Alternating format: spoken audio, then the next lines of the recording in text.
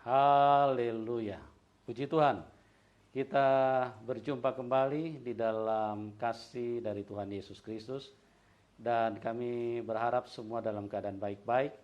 Dan pada kesempatan ini saya langsung on the spot di tempat narasumber. Dan akan menceritakan bagaimana perjalanan imannya. Dan ibu narasumber pada kesempatan ini adalah orang yang mempunyai pengalaman yang luar biasa di dalam Tuhan, karena beliau dari latar belakang seorang yang antikris, artinya imannya berbeda dengan orang yang percaya kepada Tuhan Yesus.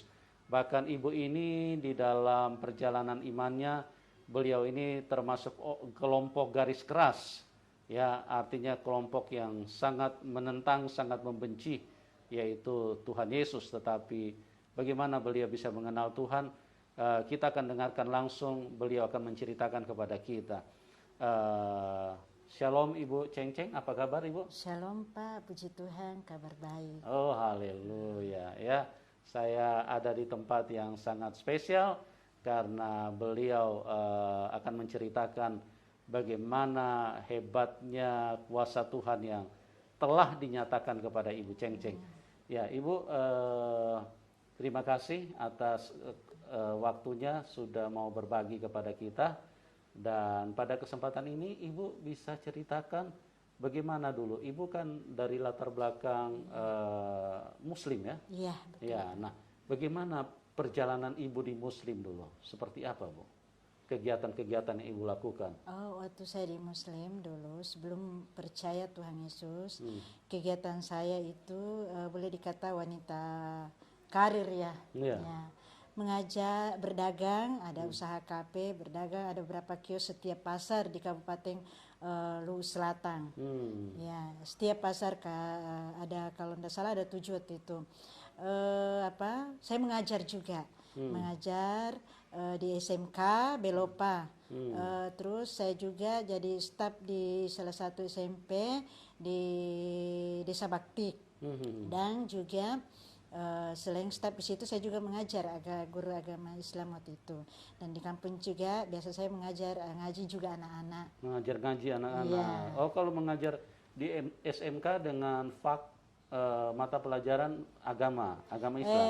SMP. SMP. Agama Islam. Iya. Pelajaran agama Islam. Iya, Oke. Terus bagaimana perjalanan iman Ibu? Kegiatan apa lagi yang Ibu lakukan? Waktu di Muslim, Ya. ya. Ya, ada kegiatan-kegiatan kami biasa itu istilahnya ada pesantren kilat. Terus ada ya kegiatan-kegiatan rohani lah, ada beberapa. Ajarkan juga kami sangat benci orang Kristen. Tidak boleh bergaul. Tidak boleh bergaul sama orang Kristen. Terus kami menganggap orang Kristen itu najis. Kami paling benci. Paling benci sama orang Kristen. Iya. Itu karena didoktrin atau karena muncul sendiri di dalam hati?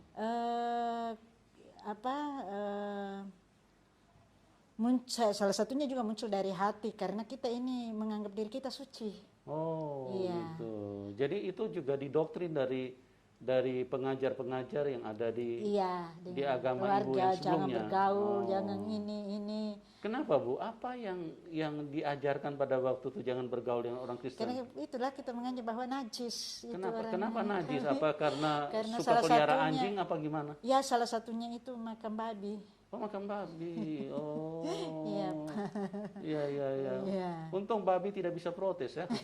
Kalau dia protes, repot juga kita nih. Iya. Kok dia dianggap najis gitu. Iya. Sampai waktu saya teman saya guru di SMP namanya Pak Yakub. Kalau dekat-dekat saya paling tidak suka. Terus Alkitabnya saya banting. Oh, Pak Yakub itu Kristen rupanya. Iya. Teman saya di SD itu saya tidak mau sekali bergaul dengan orang-orang Kristen. Waktu itu SMP. Ya, sampai kuliah saya. Karena tertanam itu najis orang Kristen. Iya.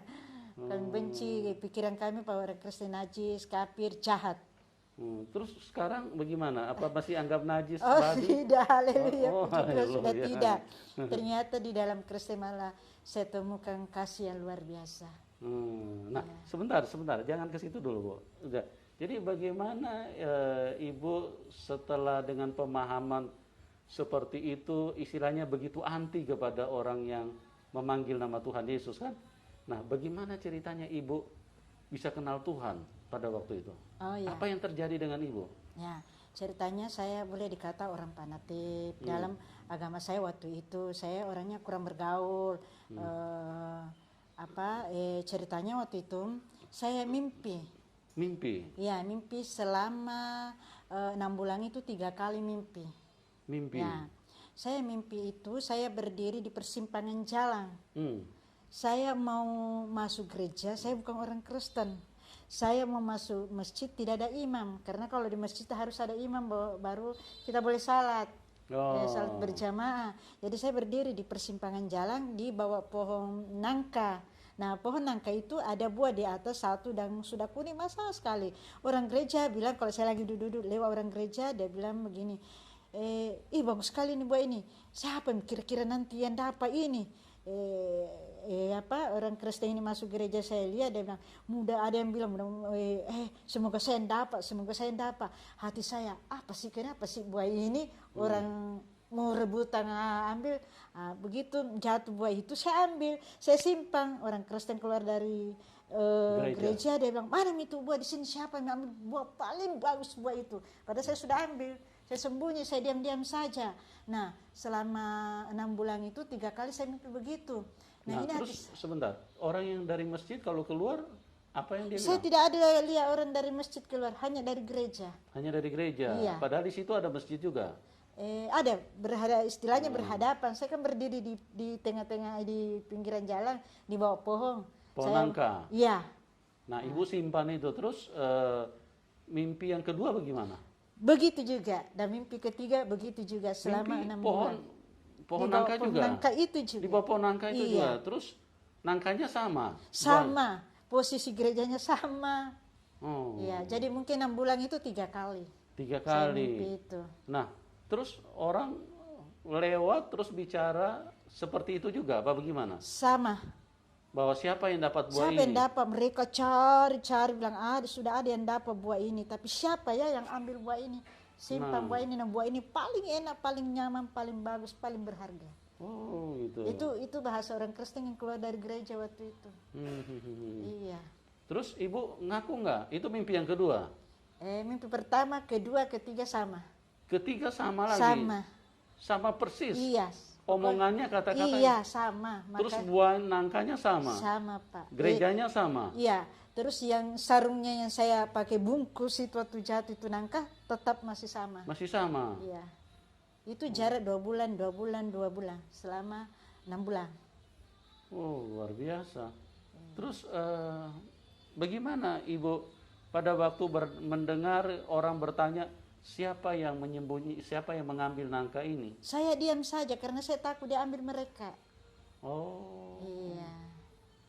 Ibu diam saja? Diam, pokoknya saya diam saja, saya tidak mau ngomong karena takutnya nanti saya mau bilang saya yang ambil, saya simpan, orang-orang yang dari gereja itu ambil. Jadi saya simpan saja. Ibu simpan saja? Iya, saya simpan. Jadi tidak ada yang tahu? Tidak ada yang tahu ceritanya dalam mimpi itu. Bagaimana kejadiannya terus? Selanjutnya sesudah itu saya berpikir, kenapa saya selalu mimpi gereja sedangkan saya ini bukan orang Kristen. Saya penasaran ada apa ini itu, padahal hati saya ini sangat benci loh. Saya tidak suka orang Kristen gitu. Nah, singkat cerita, suatu hari saya ke Kalimantan. Ya, Kalimantan itu dengan suatu acara gitu. Nah, kami nginap di salah satu penginapan di Kalimantan, rumah, tapi kita sewa itu penginapan lah. Ada berapa teman. Penginapan itu baku samping dengan Taman Makam Pahlawan. Tapi dengan teman-teman, termasuk dengan suami saya. Ya, termasuk dengan suami saya. Suami saya memang waktu itu istilahnya kami sama-sama aliran dulu, istilahnya agama Islam dulu, ya. Akhirnya tapi saat itu dia kembali, saya masih pertahankan saya punya keyakinan, karena saya istilahnya ini tidak suka orang Kristen. Nah, waktu itu ada acara Kalimantan, kami semua sama ke sana. Suami saya bilang begini, ayo kita ke gereja. Saya bilang begini, saya tidak mau, saya bukan orang Kristen, saya tidak mau dikristenkan. Saya begini, masuk gereja bukan langsung masuk Kristen. Ya.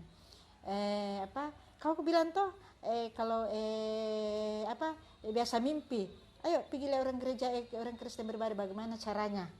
Nah, saya bilang saya tidak mau, tapi saya lihat ini di samping saya Taman Makam Pahlawan, kuburan semua, saya takut juga tinggal.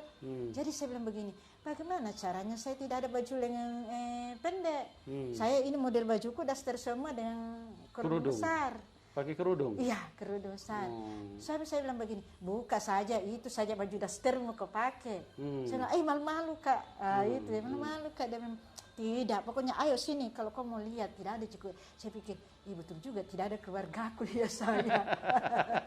Ya, singkat cerita, sampai di tempat ibadah. Dulu saya kan biasa juga pergi ceramah ke masjid.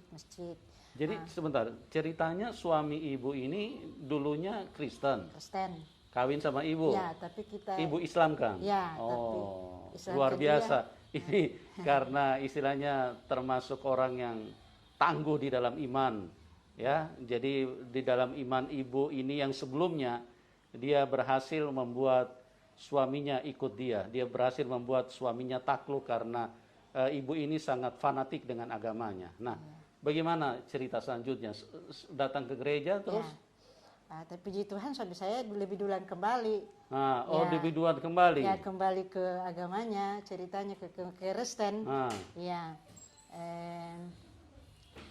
Sampai di suatu tempat ibadah itu, saya lanjut ya, sampai tempat ibadah itu, saya di tempat ibadah itu ada yang nyambut kita. Dulu kita kalau pergi ke masjid kan tidak ada sambut kita, datang duduk, sudah ceramah dapat amplop pulang. Ya, ini kalau di gereja ini saya salut sekali karena di depan pintu ada yang sambut, Shalom, selamat pagi Bu.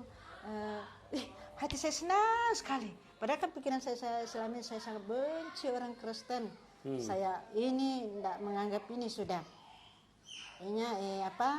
Saya dipersilakan diantar masuk duduk. Hati saya bilang, baik juga orang Kristen ya. Nah, itu pikiran saya. Selama ini kan saya paling benci, saya baik juga orang Kristen ya. Sudah saya masuk dalam, saya lihat orang Kristen beribadah kayak orang gila. Ya, kenapa Bu? Sudah tepuk tangan, sudah menangis, sukacita lagi, tepuk tangan lagi. Jadi saya pikir begini, orang Kristen ini orang gila ya, cara ibadahnya. Ya sudah, singkat cerita masuk firman Tuhan. Pendeta itu berkata, asal kusentuh jubahnya, ada khotbah yang bilang firman Tuhan, ada perempuan perdarahan 12 tahun, dia berkata, asal kusentuh jubahnya aku pasti sembuh. Amen. Dalam hati saya, benarkah itu? Ya. Singkat cerita, saya kembali ke Palopo.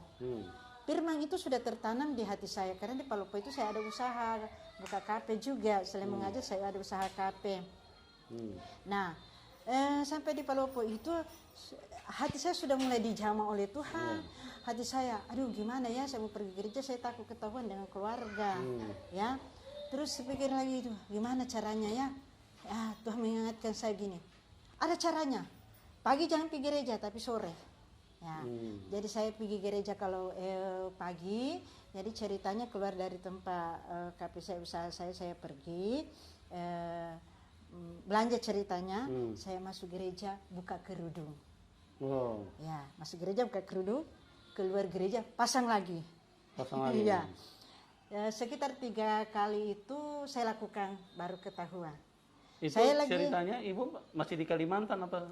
Sudah kembali ke Palopo. Oh, sudah kembali ke Palopo. Ya, kan ada usaha kafe saya. Usaha kafe. Ya, di sana di Palopo. Tapi hati senang saya sudah mulai terganggu dengan firman Tuhan itu.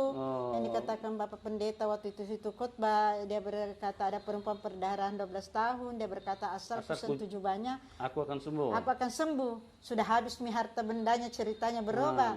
Nah, apa yang membuat ibu tersentuh dengan ayat itu? Membuat saya gini, benar nggak itu? Apa betul?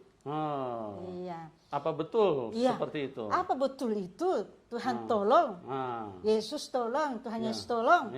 Ya, kan waktu itu masih asing, saya punya mulut sebut Yesus, Tuhan Yesus. Ya masih asing.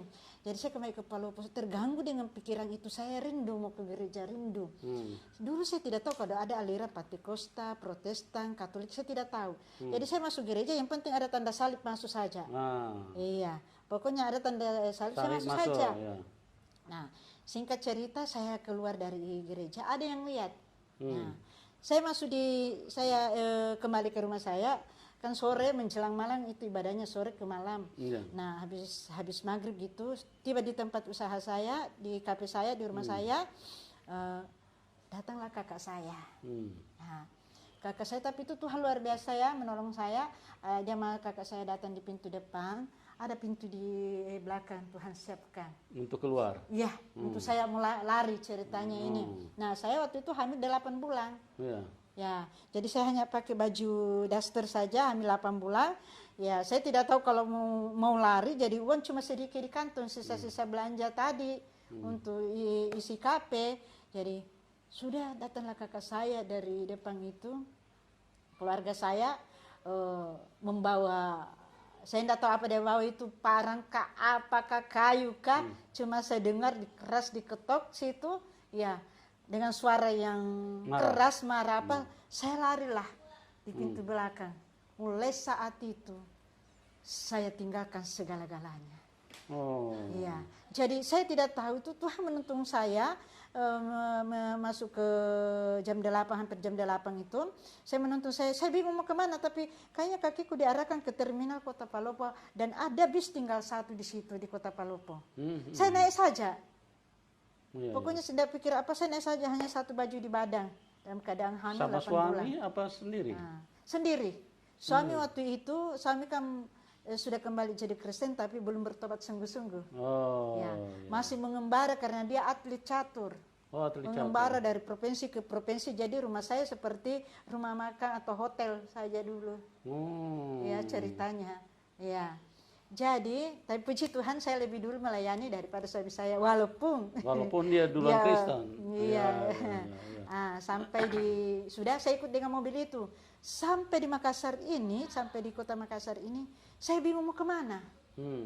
Ya, tidak mungkin saya mencari keluarga, saya takut. Ya. Jadi pakaian saya ini hanya satu. Saya duduk, Tuhan, kalau perempuan itu Tuhan tolong saya juga. Saya masih asing sebut nama Tuhan Yesus, belum terbiasa. Akhirnya Roh Kudus bilang begini, sekarang Roh Kudus, dulu saya belum tahu itu Roh Kudus ya. Ada suara bilang gini, kamu pergi ke Minasaupa, ada temanmu di sana kos. Saya pergi, ternyata saya datang di situ rumah kos itu, sudah tidak ada teman, cuma tinggal yang punya rumah. Dan yang punya rumah ini akan mau berangkat ke Jawa. Jadi saya bilang, Pak boleh saya tinggal sini kos? Boleh. Berapa Pak? Saya kasih 250 ya. Saya bilang, oh iya Pak, suami istri di situ. Saya kasih tanda jadi 50 saja Pak, karena 50 dulu Pak, nanti nyusul karena saya tidak ada uang. Ya, dia bilang, iya boleh, tapi saya mau berangkat dalam minggu ini. Oh iya Pak. Puji Tuhan saya tinggal di rumah itu selama 20 bulan dan tidak ada orang masuk kos, orangnya juga tidak kembali-kembali selama 10 bulan itu. Disitulah Tuhan membimbing, menuntun saya, dia langsung membimbing saya membaca Alkitab dari Kejadian sampai Wahyu selama 10 bulan. Nah di situ. Nah singkat cerita, berangkatlah yang punya rumah kan percaya 8 bulan. Jadi tinggal 1 bulan saya mau melahirkan. Nah, jadi saya melahirkan, saya bingung, saya menangis, Tuhan bagaimana ini? Saya tidak ada keluarga, tidak ada uang, tidak ada pakaian, apa? Saya beli cakar 2 lembar. Jadi bajuku cuma 3 lembar saat itu. Nah, saya mau melahirkan. Jadi singkat cerita, tibalah saya waktu mau melahirkan 1 bulan kemudian. Saya ke puskesmas. Sekitar jam 2, jam 3 subuh saya ke puskesmas karena dekat puskesmas dari tempat tinggal saya, jalan-jalan kaki. Nah, singkat cerita sampai sana, di sana saya ada orang keempat yang mau melahirkan datang. Yang ketiganya ini dokter bilang, saya dengar orang yang 3 ini akan dikirim ke rumah sakit besar karena fasilitas di puskesmas ini tidak memungkinkan karena harus mereka dioperasi. Ibu juga kalau sampai siang jam 12 besok, sebentar Kang ini subuh sampai jam 12 sebentar siang ibu tidak melahirkan, dikirim juga. Saya tetap ingat itu firman Tuhan dikatakan itu Bapak Pendeta pertama kali saya dengar firman Tuhan. perempuan itu berkata, asal pusjama saja aku pasti sembuh. Dalam hati saya, kalau perempuan itu Tuhan tolong saya juga. Saya belum sebut nama Tuhan Yesus, Tuhan saja karena masih asing bagi saya menyebut nama itu.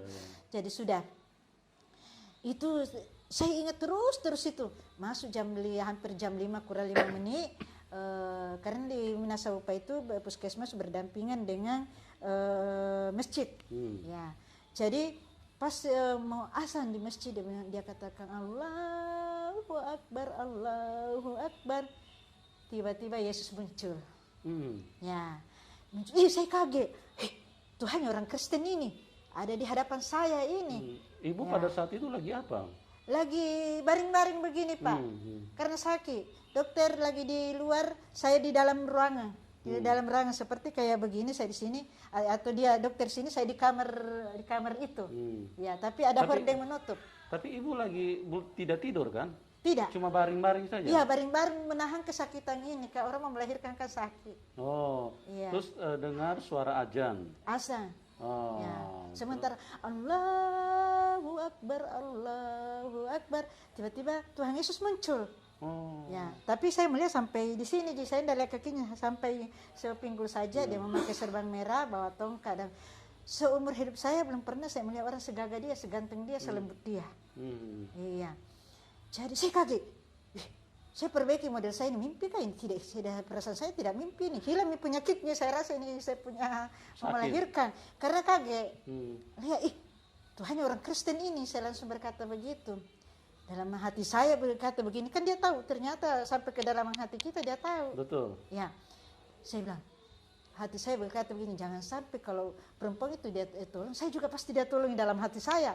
Langsung dia berkata begini, anakku, kalau kau mau mudah melahirkan, percaya saya ikut segala beban karya yang kau pikul. Nah, langsung saya bilang, ya, karena saya sakit, ya, tidak ada ini. Nah, langsung saya bilang, ya, saya mau.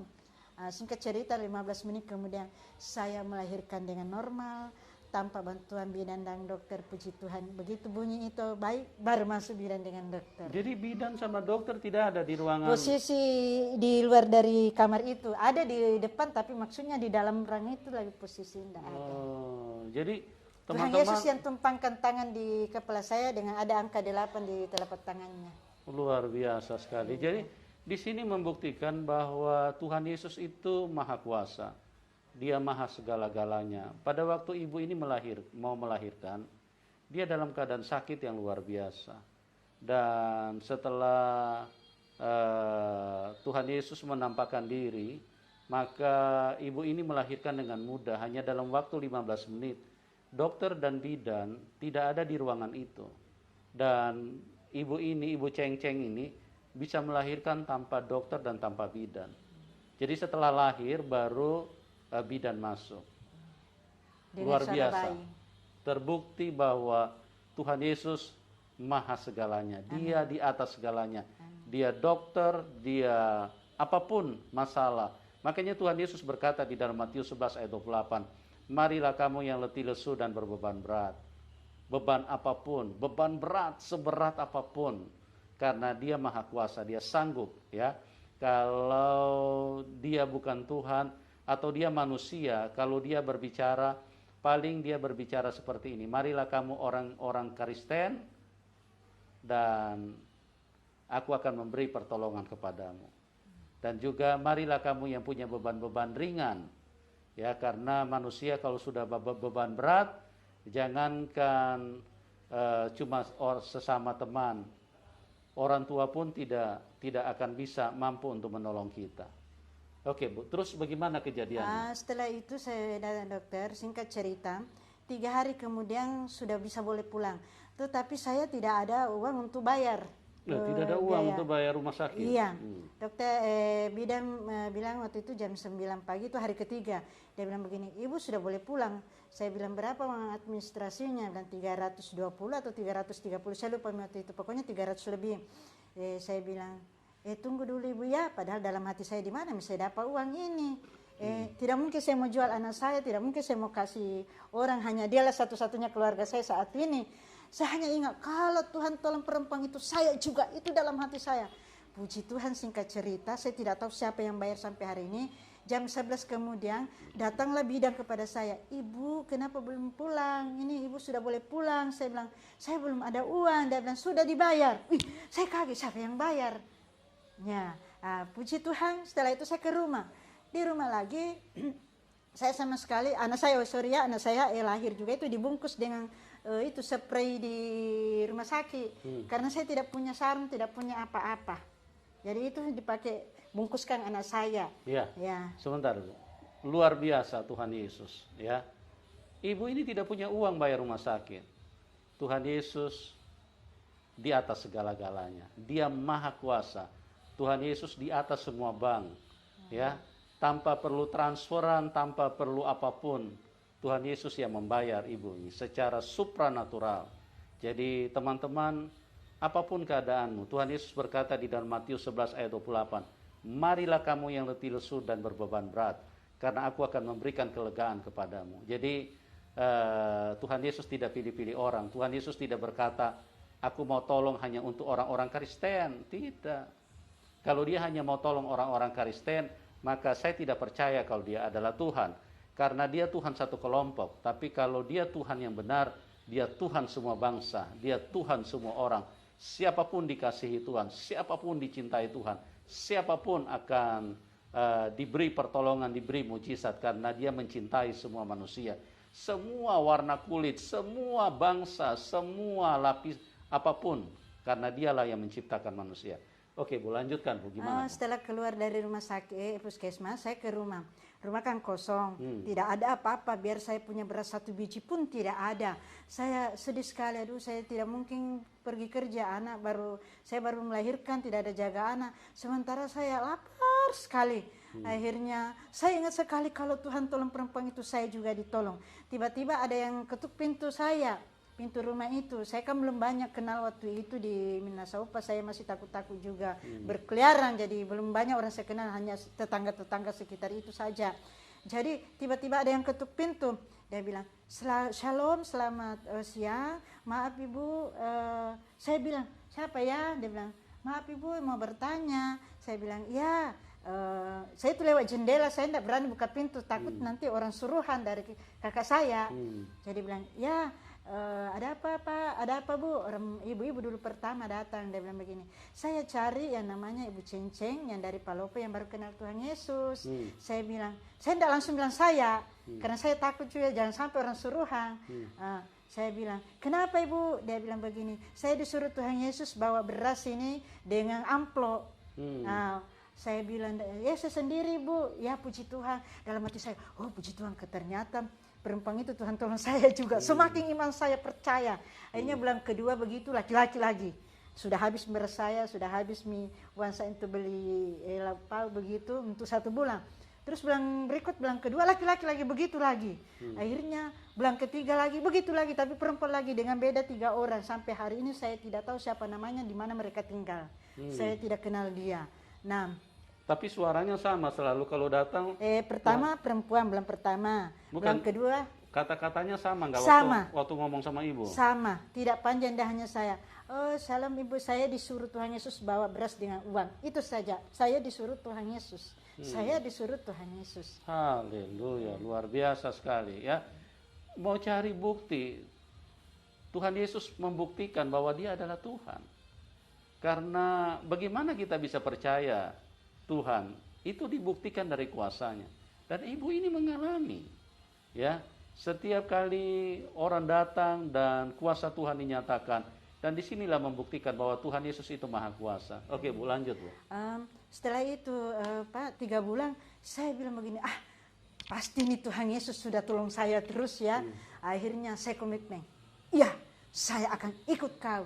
Mulai hari ini saya akan ikut kau, saya percaya, saya mau siap menjadi orang Kristen. Saya begitu, saya sudah berjanji. Berarti sebelumnya ibu belum ikut Tuhan? Belum ikut Tuhan, tapi saya hanya ingat selalu itu bahwa perempuan itu ditolong Tuhan Yesus, tapi artinya sedikit baru percaya gitu. Oh, jadi masih ini ragu-ragu ya, masih itu. Tapi tetap masih dia tolong terus saya. Ya, itulah Tuhan yang baik. Karena kalau bukan Tuhan yang baik, paling kalau cuma manusia kurang ajar kau, sudah ditolong kemarin masih tidak percaya lagi kau ini. Kan begitu ya? Iya betul. Iya, ini tapi Tuhan Yesus tidak begitu. Tuhan Yesus tidak darah tinggi, tidak emosian. Tuhan Yesus itu tidak seperti iblis. Kalau iblis itu haus darah. Sedikit-sedikit iblis itu mengajarkan kebencian, mengajarkan pembunuhan. Karena iblis itu sangat haus darah, dia sangat ingin supaya manusia semua mati terbunuh. Itulah bedanya antara Tuhan Yesus dengan iblis. Dan di dalam hidup ini jangan sampai Anda tidak bertemu dengan Tuhan, karena iblis itu sangat jahat, teman-teman. Oke, Bu, lanjut, Bu. Setelah itu saya lihat buktinya bahwa betul-betul Tuhannya orang Kristen ini hidup. Ada. Saya sudah komitmen membuka hati, saya serahkan hidup saya, dia pakai, saya bilang, ini saya Tuhan, pakai saya, hidup saya, seumur hidup saya, pakai diri saya. Mulai saat itu saya baca, dituntun, dibimbing oleh Tuhan Yesus langsung Roh Kudus, membaca Kejadian sampai Wahyu selama 10 bulan. Jadi kalau ada saya dapat ayat-ayat yang saya tidak mengerti, tidak memahami, saya duduk lagi. Tuhan tolong, saya tidak mengerti ayat ini. Kayak dia langsung memberitahukan saya secara pribadi. Jadi saya selalu tiap malam 2 jam, 3 jam itu malam-malam, lain sore, lain siang saya baca Alkitab. Jadi 10 bulan saya selesaikan baca Alkitab dari Kejadian sampai Wahyu. Nah, selama itu 10 bulan itu 3 kali Tuhan Yesus datang bawa bunga. Kenapa saya bilang katakan Tuhan Yesus? Saya percaya, saya yakin sekali. Setelah saya baca firman Tuhan, setelah amin, kalau jam 2 malam, dari jam 12 ke jam 2, setelah saya katakan amin, tiba-tiba ada bel pintu itu tengah malam. Saya bilang, siapa tamu tengah malam? Tidak mungkin. Saya keluar, langsung ada kembang. Dikasih di kembang di pintu, entah ditaruh di pagar, entah di pengangi. Tapi Roh Kudus berbisik di hati saya bahwa ini kembang dari Tuhan Yesus. 3 kali selama 10 bulan itu. Saya tidak lihat mukanya orang yang bawa, tapi kembang itu saya ambil. Selalu saya ambil, saya simpan. Selama 10 bulan 3 kali itu datang kembang. Tapi di waktu tengah malam. Luar biasa sekali. Ya. Setelah itu 10 bulan saya sudah selesai baca Alkitab, saya bilang, Tuhan Yesus, saya sudah berani mengucapkan pakai nama Tuhan Yesus. Tadinya kan masih Tuhannya orang Kristen. Tapi puji Tuhan saat itu saya mulai panggil nama Tuhan Yesus. Saya bilang, Tuhan Yesus, sudah baca Alkitab dari Kejadian sampai Wahyu selama 10 bulan ini. Ini saya pakai hidupku, terserah Tuhan mau pakai di mana mau tapi kalau Tuhan mau suruh saya pelayanan, berikan saya talenta karunia. Karena kalau saya asal-asalan begini tidak ada yang bisa terjadi, tidak ada orang percaya. Akhirnya itu saya ngomong begitu, saya ingat sekali pada jam 12 malam tanggal 25 Desember tahun 2023, Yesus sendiri datang di hadapan saya, tumpangkan tangan. Tahun 2000? Jam 12 malam, bulan 12, tahun 2023. Sekarang baru 2022, Bu? Iya, 2023. Berarti baru jalan 18 tahun ya, saya jadi orang Kristen. 2003. 2003. 2003, berarti 18 tahun ya? Iya. Jadi di situ Tuhan, waktu itu saya rasa Tuhan Yesus datang, tapi saya tidak berani angkat muka. Karena saya baca di Alkitab bahwa kalau katanya lihat Tuhan Yesus buta. Ini pemikiran saya. Tapi saya rasa itu kuasa. Dinginnya enak, nyaman. Jadi saya duduk seperti tidak duduk di lantai. Saat itu saya duduk di lantai. Tapi seakan-akan saya duduk di awang-awang gitu. Jadi itu hawa-hawa dingin masuk di tubuh saya, merasakan saya nyaman sekali. Ada suara gini, pergi ke kampung beritakan Injil. Saya kaget. Sama saja mau pergi dibunuh saya ini. Bunuh diri ini. Karena di kampung saya belum ada orang Kristen. Iya. Kalau belum ada tidak diizinkan. Dulu saya ingat saya itu di kebun itu ada masih kecil saya di sawah saya itu ada tinggal peliharaan diusir disuruh keluar. Ya. Jadi saat itu saya kaget. Saya bilang, saya siap Tuhan, tapi saya juga meminta. Ada suara lain katakan, bisa tengah apa kau minta? Ke karunia penglihatan, karena kuliah ada di dalam Alkitab juga sudah mau baca, walaupun saya tidak hafal ayatnya di mana, tapi ada saya baca. Karena penglihatan dan kesembuhan. Ya, sudah Tuhan kasih, saya pergi, anak saya masih bayi. Ya namanya juga baru melahirkan, masih merah anak saya pergi. Saya menginjil tidak jauh dari kampung saya, sekitar dari kampung saya ke tempat penginjilan saya itu 5 kilo. Karena di situ ada gereja. Nah, puji Tuhan di situ saya khotbah di situ. Saat itu juga ada orang langsung dibaptis di gereja itu, dibaptis dan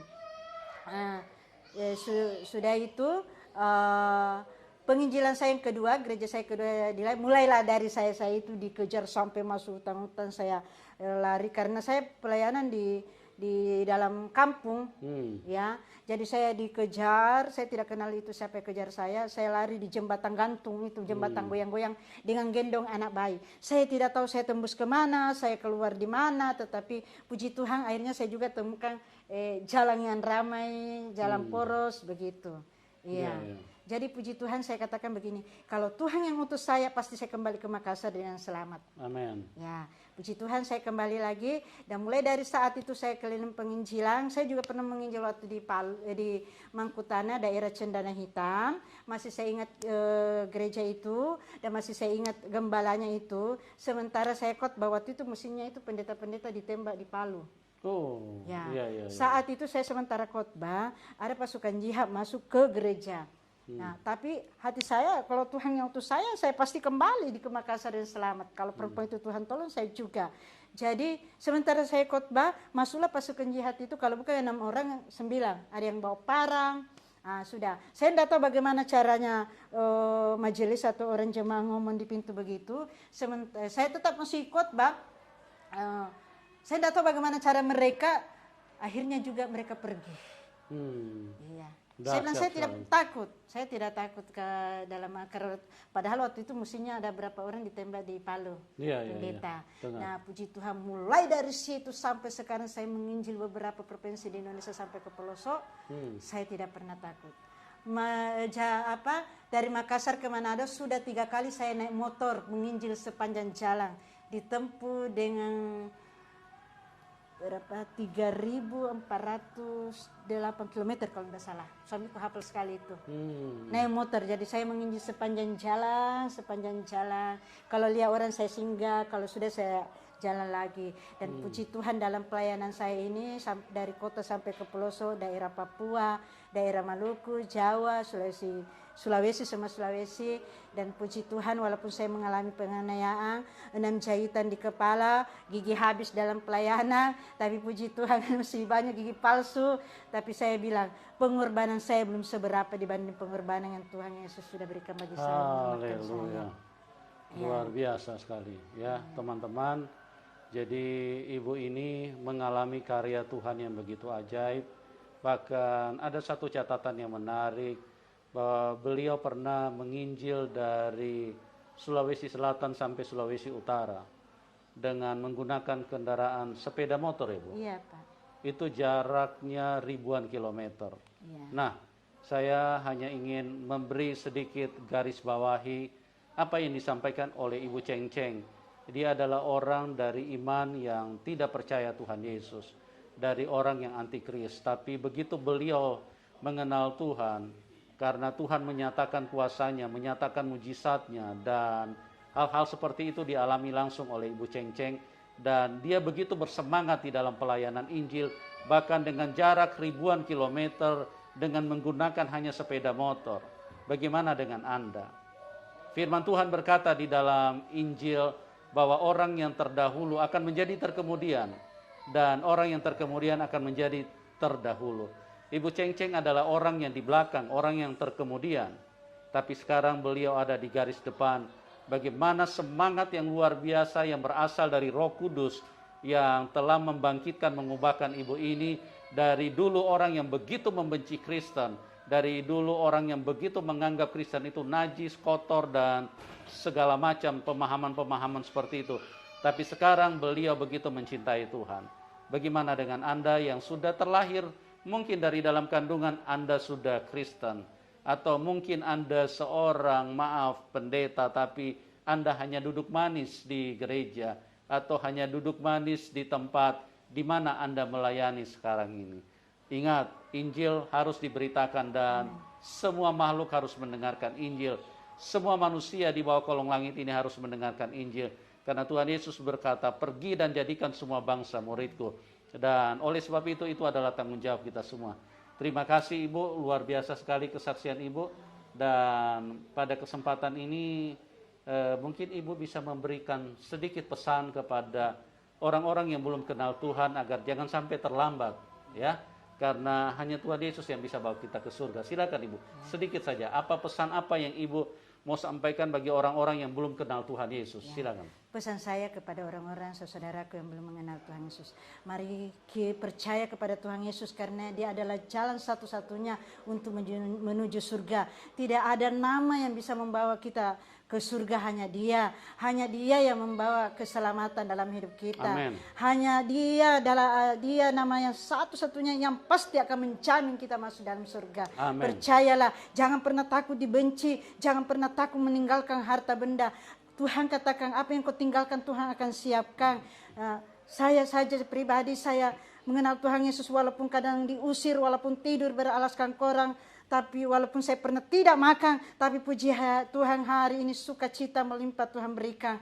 Walaupun saya tidak semewah dengan saudara, tetapi saya merasa bangga, saya merasa kaya karena punya Yesus. Saya sudah punya tiket keselamatan, jadi saya tidak pernah takut lagi. Dan saya bagi umat-umat saudara seiman, mari terus beritakan Injil, baik itu dalam teman-teman di mana saja. Jangan pernah takut beritakan Injil, jangan pernah takut beritakan siapa Yesus sesungguhnya. Amin. Terima kasih, Tuhan memberkati. Ya, terima kasih Ibu Ceng-Ceng, begitu luar biasa ya semangatnya. Ya, teman-teman, sekali lagi saya mau mengingatkan bagi Anda yang sudah percaya Tuhan Yesus, Ibu Ceng-Ceng dari iman yang terkemudian di belakang dulunya. Tidak percaya Tuhan Yesus, bahkan dia antikris, tapi sekarang dia ada di depan. Ingat, tadi beliau menyampaikan dengan jarak ribuan kilometer hanya menggunakan sepeda motor. Beliau menginjil dan tidak kenal lelah dari satu desa ke desa yang lain, di mana dia menemukan ada jiwa-jiwa, dia mampir dan dia beritakan Injil. Bagaimana dengan Anda? Waktu ini singkat. Jangan sampai Anda pulang ketemu Tuhan dengan tangan hampa, karena setiap tetesan darah yang tertumpah di atas kayu salib itu ada perhitungannya. Artinya semua kita yang sudah diselamatkan harus bertanggung jawab. Karena Tuhan Yesus bilang, asal ada satu jiwa bertobat, seluruh malaikat di surga bersorak-sorai. Nah, apabila ada satu orang masuk neraka, maka surga akan berduka cita. Siapa yang bertanggung jawab? Kita semua. Oleh sebab itu giatlah, waktu ini singkat, pergunakan waktu yang ada dan teruslah memberitakan Injil. Dan bagi teman-teman yang belum kenal Tuhan, jangan lupa cari Tuhan, ya. Bertanya, selidikilah, karena kebenaran itu bisa dibuktikan dari sejarah, kebenaran itu bisa dibuktikan dari bukti-bukti yang nyata, bukti-bukti yang otentik, bahwa Tuhan Yesus tadi sudah dibuktikan oleh Ibu Ceng-Ceng. Kalau perempuan pendarahan itu ditolong Tuhan, saya pun pasti akan ditolong oleh Tuhan. Dan saya percaya kalau Anda benar-benar mencari Tuhan, maka Tuhan Yesus adalah Tuhan yang sama, yang mengasihi setiap kita. Apapun kepercayaanmu, apapun latar belakangmu, mau dompet tebal, dompet tipis, dompet kosong, dompet robek, tidak punya dompet pun Tuhan kasih Anda. Oleh sebab itu jangan terlambat, percayalah kepada Tuhan Yesus. Nah, bagi teman-teman yang diberkati yang mau dukung Ibu Ceng-Ceng, nanti nomor rekeningnya kami taruh di layar deskripsi. Silakan Ibu Bapak yang diberkati bisa dukung supaya Ibu Ceng-Ceng bisa melayani Tuhan dengan maksimal. Oke, terima kasih buat semuanya. Doa kami buat Anda semua, Tuhan mengasihi dan kasih karunia Tuhan kiranya menyentuh kehidupanmu supaya kita semua bisa pulang ke surga. Dan kita akan berjumpa di program selanjutnya. Tuhan Yesus memberkati kita semua dan salam kemenangan. Amin.